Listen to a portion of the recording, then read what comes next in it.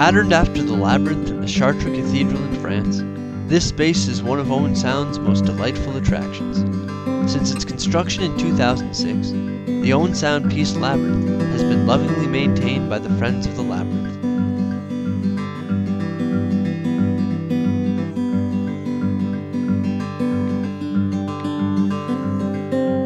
Serving both individual members of the community and visiting groups, the space helps to facilitate peaceful meditation, relaxation, and prayer.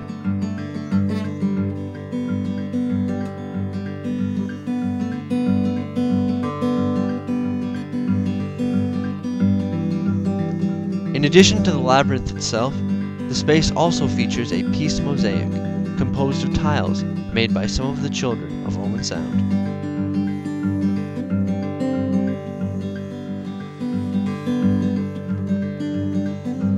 Located in the heart of downtown Owen Sound, beside Division Street United Church at the four church corners of 10th Street and 4th Avenue East, the Labyrinth is conveniently located for both locals and visitors to the area.